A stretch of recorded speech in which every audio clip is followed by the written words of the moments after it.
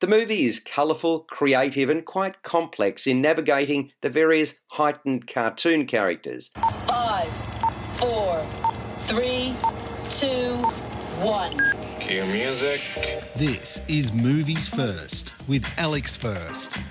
Puss in Boots, the voice of Antonio Banderas, first appeared in Shrek 2 in 2004, before showing up again in a couple of other Shrek sequels and then a standalone film in 2011. Now the swashbuckling adventurer returns and is facing his biggest challenge, losing his sense of fearlessness. The cat's death-defying great escapes have become legendary, and yet they've come at a cost.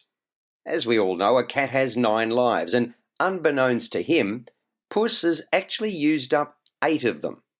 It's then that he's visited by the demonic, red-eyed big bad wolf, the voice of Wagnamura, who's out to kill him off for good. He's far more powerful than Puss, and leaves the latter shaking in his boots, pun fully intended. His one hope of redemption is to undertake an epic journey into the Black Forest to find the mythical wishing star and restore his lost lives. But that won't be an easy feat, in fact, far from it. Puss will have to learn to humble himself and ask for help from his former partner, Kitty Softpaws, vocalised by Salma Hayek Pinot.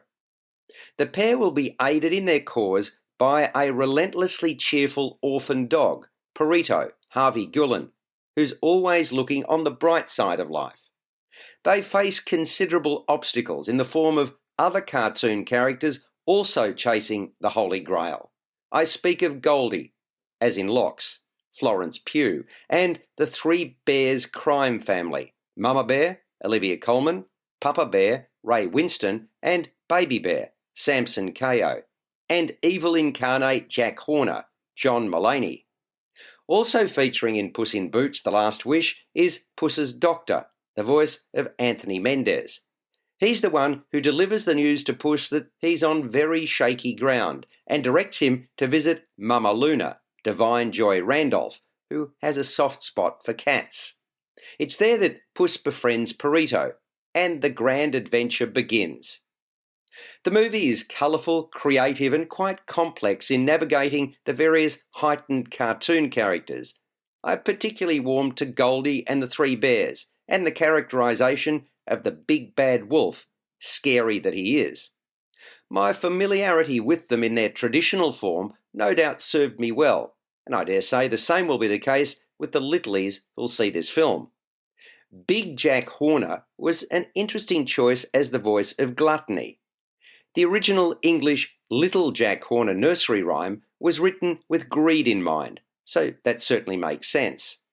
I'm simply not so sure how popular or well-known Horner is to the contemporary generation. That's not to say that you can't introduce new or less familiar characters into a franchise, only that Horner didn't seem to resonate as much as the others in this case. I should say that I did enjoy the casting of Jiminy Cricket, Kevin McCann, as Horner's moral guardian. While I appreciated the setup and general trajectory of the story, I felt it was a little laboured and repetitive in navigating the challenges in the Black Forest. Trimming the offering by making it a tight 90-minuter would have been advantageous. Still, Puss in Boots: The Last Wish remains fun and fanciful throughout. It scores a 7 out of 10. Movies First with Alex First.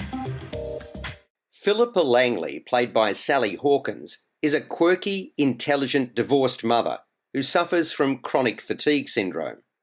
Overlooked for promotion at work, a night at the theatre changes the trajectory of her life.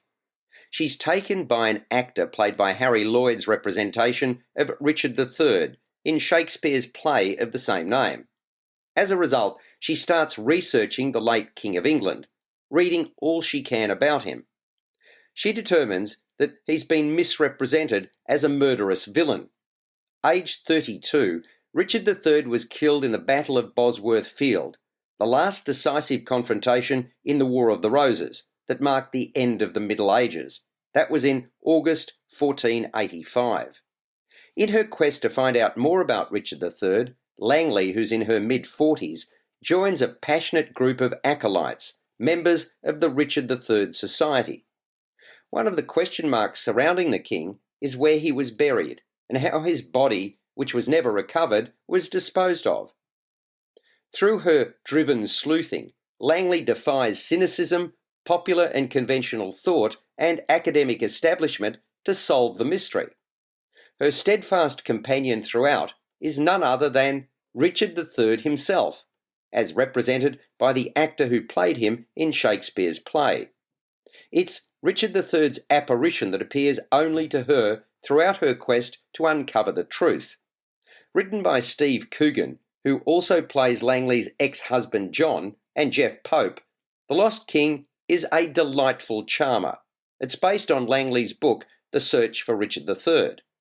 Adroitly directed by Stephen Frears, who worked with Coogan and Pope on Philomena, the film is intriguing, dramatic, comedic and whimsical, combining warmth with pathos.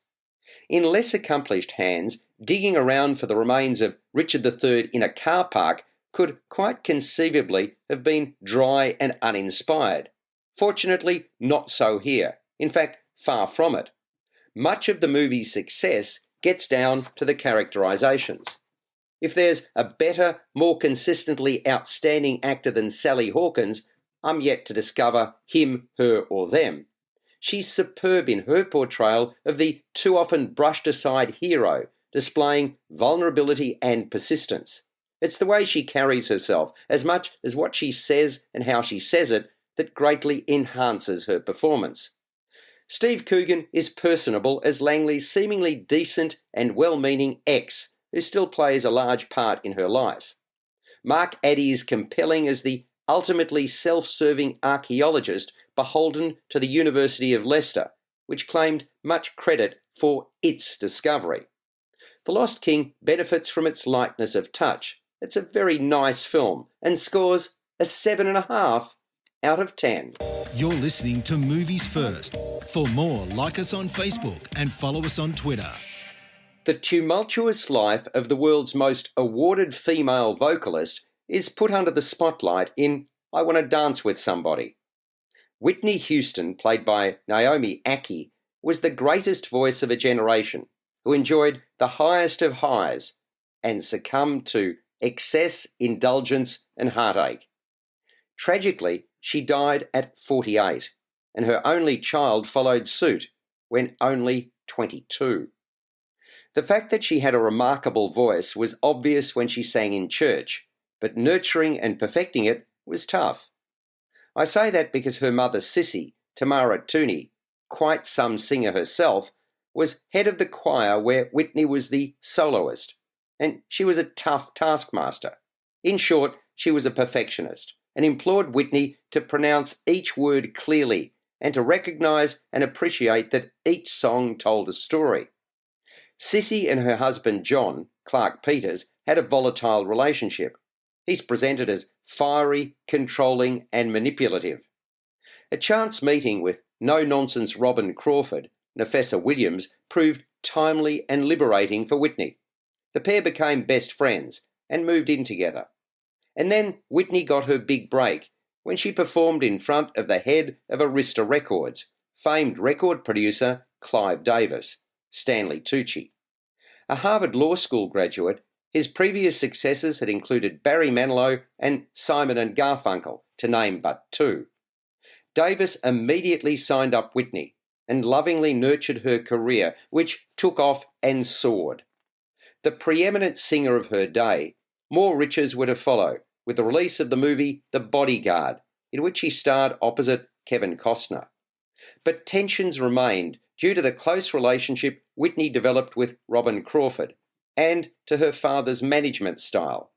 And then Whitney met Bobby Brown, Ashton Sanders, and that became the best of times and the worst of times. Soaring above all, though, in this biopic written by Anthony McCartan, who was responsible for Bohemian Rhapsody, is Whitney's big voice, her extraordinary ability to reach notes others could only dream about, and then to hold them. Indeed, she rounds each word and note and savours it, as do her adoring fans, millions upon millions globally. She became the only artist to achieve 7 consecutive #1 singles on the Billboard Hot 100 chart. While a warts-and-all portrayal of the life and times of a vocal genius, based on documentaries and other readings, it appears that her down times with Bobby Brown weren't given fulsome treatment here. Naomi Ackie brings emotion and gravitas to the lead role. As Whitney at her best, she's a shining light. At her worst, a broken shell. Tamara Tooney impresses with her grounded portrayal of a mother who knows just how special a gift her daughter has, but is not willing to cut her any slack. Clark Peters brings swagger and sleaze to his portrayal of John Huston. Nafessa Williams adds spice and spark as Robin Crawford, whose journey with Whitney is far from straightforward. And then there's the warmth and smarts that Stanley Tucci brings to the piece as a record producer with an open-door policy for his most successful client. While I was familiar with the Whitney Houston story, for the most part, director Cassie Lemons has done a good job bringing it to life. I say for the most part because I felt the film was stretched unnecessarily in the final half hour, when my involvement waned somewhat.